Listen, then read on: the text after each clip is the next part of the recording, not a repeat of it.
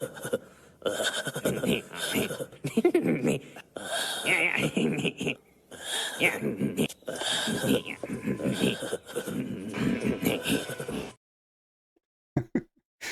right, guys, welcome back to Black Cat Crypto Club. My name is Drake. If you can't have fun with it, there's no point. There's no point to it.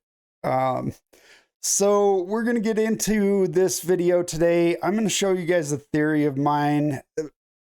I am really kind of looking at whether we are breaking Bitcoin's cycle right now. And with prices doing what they have been for the last couple months since we did get these ETFs, and a lot of people that's kind of a scary thing if we are breaking that cycle. But first, I'm going to jump over here. I'm going to flip things up a bit today, and we're going to do this first. So this is ezsrescueranch. This is a animal sanctuary, small animal sanctuary in New Jersey. If you guys have a couple bucks, please go over and show them some love. I can't tell you guys how draining it is for every animal sanctuary out there. Providing food and care and everything for all of these animals is just massive. I mean, I have 2 dogs, 2 cats, and a rooster, and that is a constant job for me. So please go over and show these guys some love. These guys are small, so anything $5 or $10 even goes a long way to help these guys out. So go check them out. I'll leave their link and everything in the description, their PayPal. So let's get into it. Are we breaking Bitcoin's cycle? And is this cycle different? I don't know, guys.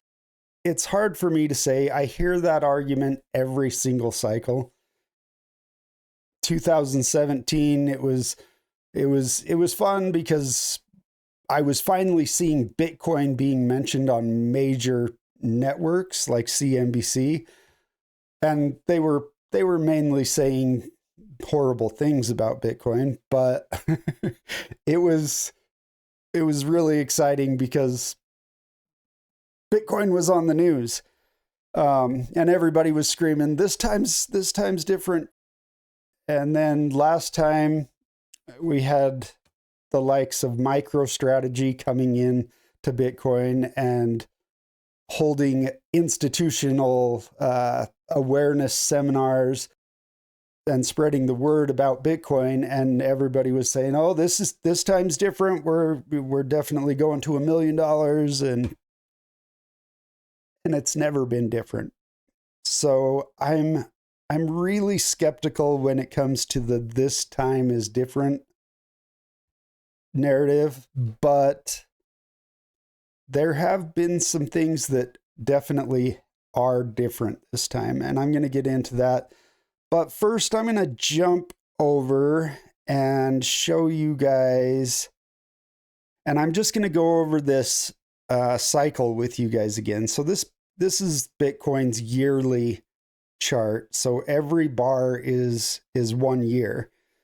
So you see back here in 2011, we've got green, green, green, 2014, red, green, green, green, red, green, green, green, red, green, green.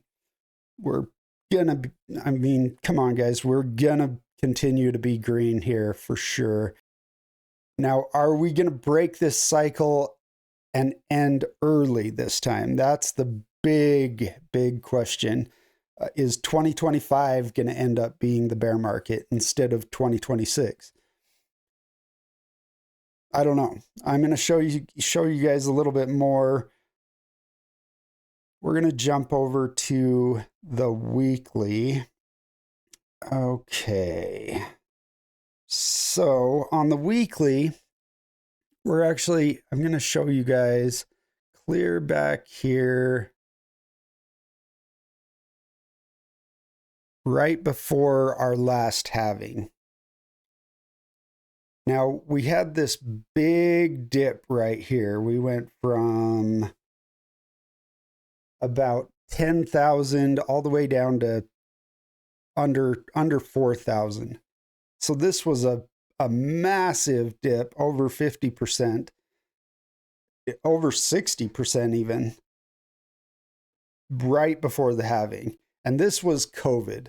So this was a huge black swan event. Nobody saw it coming. It affected all markets, but it nailed Bitcoin for sure. And so we started clear down here. We came up to this halving and kind of traded sideways for several months. And then the halving, this supply shock kicked in from the halving, and we just went crazy. Now, this is the first cycle that we've had kind of this double top. We're going to go back 2017 cycle. We had one top. Going back to the 2012, 2014 cycle, we did kind of have this bump and then another bump here, but it wasn't really a double top. You know, we didn't come up, clear up to here and then down and then back up. So 2020, the 2020 cycle was different actually in that case.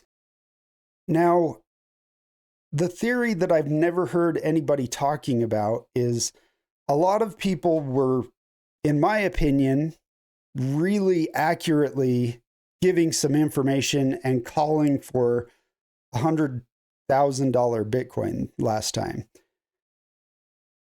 They were giving really good information on why we were going to 100,000. Now, this theory of mine, I've had this for about 6 or 7 months, and I've never heard anybody acknowledge this, but if you take out what we dropped for COVID, and then if you look up here at this drop, this was like another 50% drop, and we usually don't see those. We do see 30 or 40% dips, but this was a massive crater right here. And what happened right here was China. Here we had China ban, the government in China banned Bitcoin mining. And it just tanked Bitcoin. So this was another huge black swan event.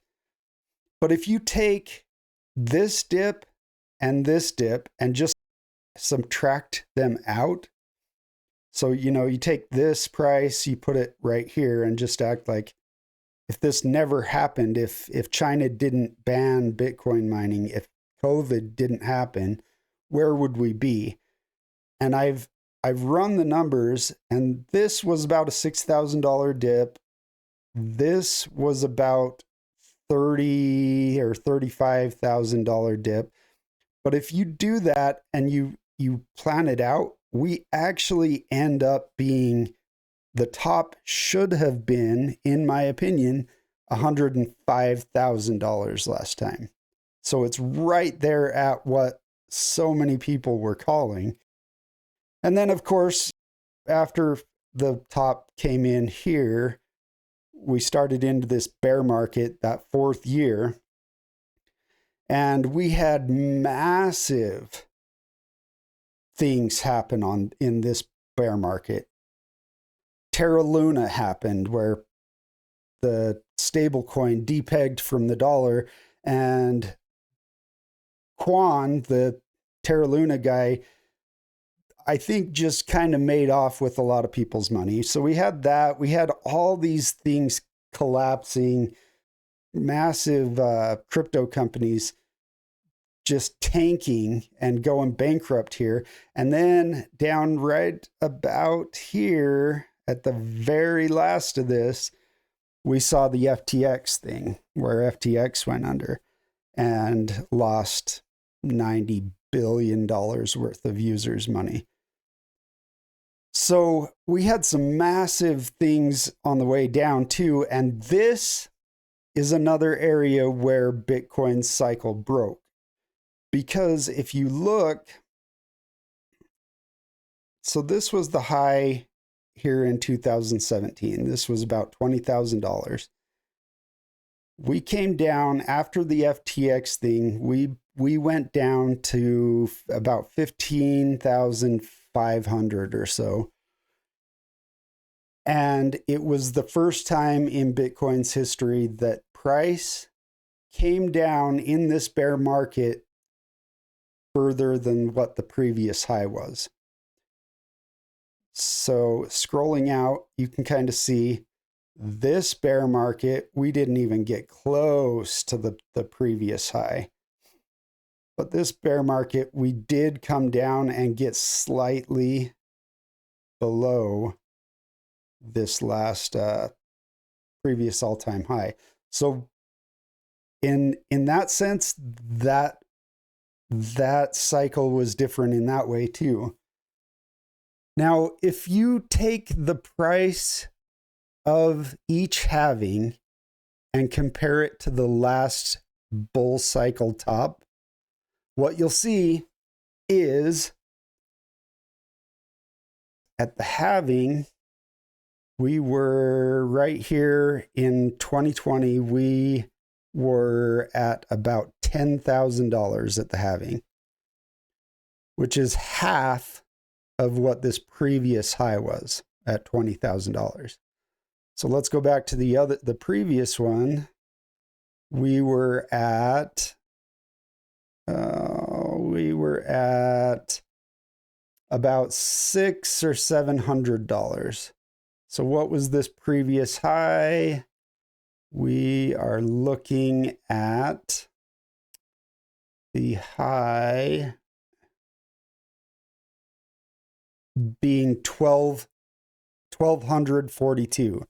So we went from 1,242 down to $600, which is right about half of what it was at this high, at this next halving.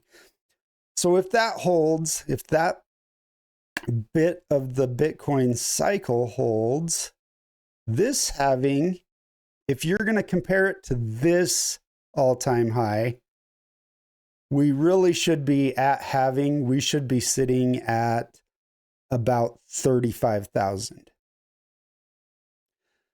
Now, if you take my theory with subtracting out COVID, subtracting out the China ban, then half of that 105 high would be 52,500 or so. So we're not too far off.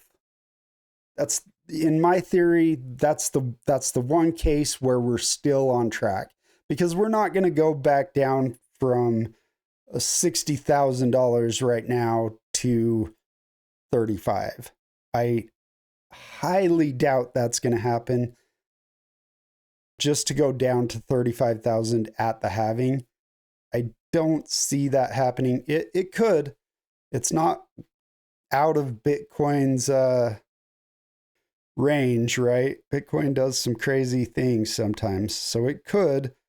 I just don't see that happening. Now, could we go back down to 52,500? I think that's possible. Is it probable? I don't know. With these Bitcoin ETFs, they really are kind of the wild card in this cycle. And so who knows, with what the ETFs are doing now and just swallowing up massive amounts of Bitcoin, we might not go back down to that 52,000 point, which would signal that we definitely have broken the cycle. And that's even going with this stretch. And I'll be the first to admit picking and choosing what parts of a chart to subtract from is, I think it's a very speculative thing of me to kind of do that just to show where we should have been. But it is a theory, guys. It is a theory, just a theory. And I don't know. I'm going to keep a good eye on what we do from now until April for this next halving, because it'll be interesting. If we break this cycle, I mean, all bets are off. We could see an early cycle where we shoot up and come down kind of early. And we could see a lot of people are calling for a super cycle where we just go up and up and up for years and years. And there is something to that also, I will say. If you look at gold's ETF moment, Bitcoin or gold, excuse me, rallied for 8 straight years after its ETF. So do we have that major super cycle like gold did? I don't know. But regardless, I will not be selling my Bitcoin. I don't actually ever plan on selling my Bitcoin. I will sell my crypto or my altcoins depending on where I see things going here and there, but I really have no plan on selling my Bitcoin, guys. It's too scarce. It's too scarce, and I really fear sometimes that if I sell every single time I've sold, I've regretted it. And I fear that if I sell Bitcoin now or anytime in the future, I have a real fear that I'll be priced out of Bitcoin and I won't be able to get even what I got back into it. So I don't plan on selling my Bitcoin ever, to be honest. So going back to regretting selling Bitcoin, I'm going to share a little story about my last Bitcoin sale. And this was, I looked in my Coinbase transactions and it was all the way back in 2015. And I sold X amount of Bitcoin for $5,000 and whatever change. But if I would have kept just that amount of Bitcoin, I hope I really was hard up for the money. I kind of doubt that I was. I don't really remember it. But I really hope I really needed that, because if I would have held that today, that amount of Bitcoin is worth over $2 million. So from 2015 till now, I kind of shot myself in the foot a little bit there. But that's Bitcoin for you guys. It's the instance. I think everybody in Bitcoin really kind of has that kind of story where it's almost universal. Everyone regrets selling Bitcoin. So yeah. Anyways, I am going to jump over to a clip from Raul Pal again. And he kind of talks about these cycles and the percentages he sees of the cycle being different, basically, and gives a few price targets. So listen up. This is pretty interesting. So we're sitting around $40,000, $42,000 today. It was at 15, 16,000, kind of at the bottom of the bear market. What is your expectation in this bull market? Will we see 100,000, 150, 200,000? Like, maybe one of the things I've taken away is people are still looking at these cycles as like, it's going to $1 million, it's going to 500, like these crazy price predictions. And I actually maybe somehow I'm getting more realistic and saying like, I don't know if we see $200,000 in the bull market. Where are you? I don't know is the answer for the same reason. Also, everybody's got PTSD because of last time, right? That second run up after the big correction, the second run up, everybody thought it was going to extend further and it didn't. And so everyone's got PTSD. So how I'm thinking about it, I'm giving a 60% probability this is a relatively normal cycle, in which case it would get to 150,000, let's say. I'm giving a 20% chance that it's actually a front-loaded cycle because of the ETF and other stuff, that maybe it gets to that 150 faster and then fades, which will be kind of pain for a lot of people who expect it to go into 2025, right? And then the other 20% chance, I think, is that this ends up being a bubble cycle. And so it looks more like 2011, 12, 13 than it does the previous one. And in which case, if you remember that cycle, it had a interim top correction. Everyone thought it was over, and then it just exploded again. I think there's a decent chance of that. But we need to see the contextualization of how the ETF flows impact, what's happening with monetary policy, what's going on in the economy, how the election is going to play into this. So that's how I'm thinking of it. That upside crazy bubble target, using that kind of everything code structure that I've talked about in the past, we get price targets of 500,000 plus. So even if I discount me for being a moron by 50%, you still get 250 grand. So that's kind of the spread to me, 150, 250. But obviously, who the hell knows? And as you know, the worst thing for any of us is everybody wants price targets, and then a year and a half's time, they hate you for it because you weren't exactly right. Okay, so the point is, at this point, it's really, really kind of interesting just to watch what we're doing. It's going to be interesting to see where we're at the halving. And I don't know, guys. It'll be interesting if you're trying to top the cycle based on these last cycles. If this cycle really is broken, who knows where we go and for how long. So I'm going to be keeping my eye on this, and I'll definitely keep you guys in the loop. Make sure you subscribe so you can get that information when I come out with it. But remember, guys, if you don't plan on being in Bitcoin for at least 4 years, I mean, you can try and trade this top, but I don't know. Right now, it's looking like maybe that might be a little bit risky. So really think about what you're investing. If you get in now and you plan on holding for 4 years, I can all but guarantee you that you're going to be happy in 4 years.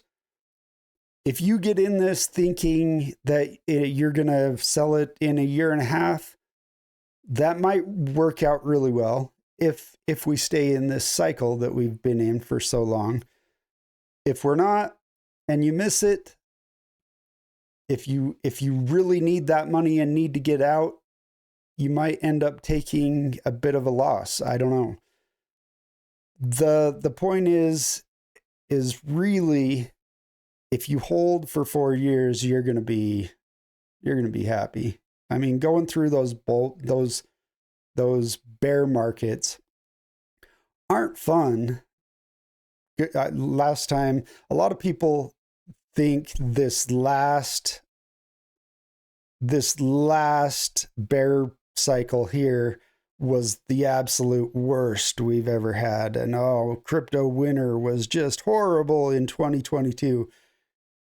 And I mean, I've been in it, you know, I've been in this bear market every single time. And I don't know. It does suck.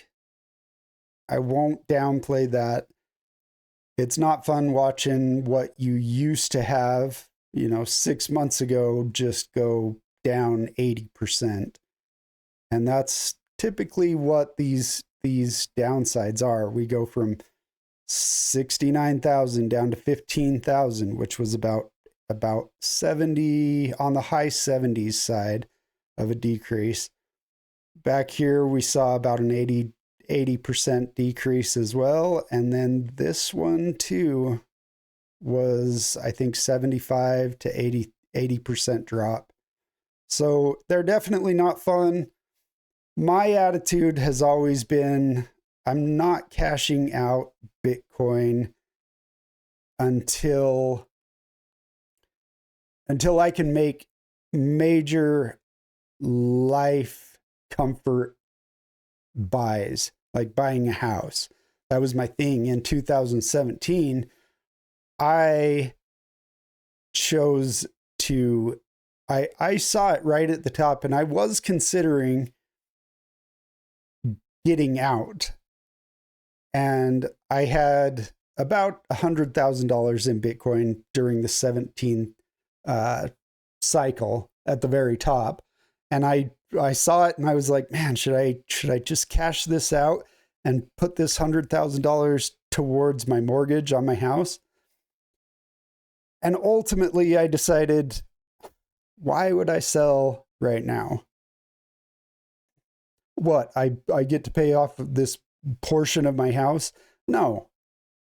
I'm staying in at least until I can buy and own my home outright.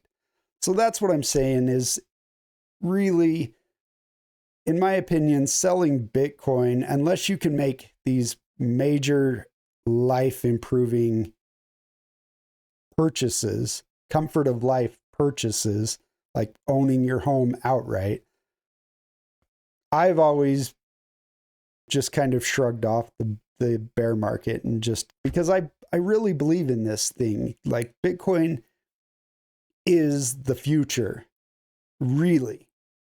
And I've always believed in that since I saw it. So for me, holding through these bear markets, it's painful, and I try not to look at things as much as I can. This last time I watched it the whole way down, and it was, you know, whatever. But I wasn't worried. So guys, just know that if you're going to be in for 4 years, you're going to be so stoked. Okay? And trading the top and bottom, yeah, you can make money doing that, but ultimately if you're just in it to hold, you're going to be happy. So with that, guys, I'm going to wrap it up. Make sure you subscribe so you can follow my future videos and stay in the loop with what's going on with Bitcoin cycle. See you guys later. Bye.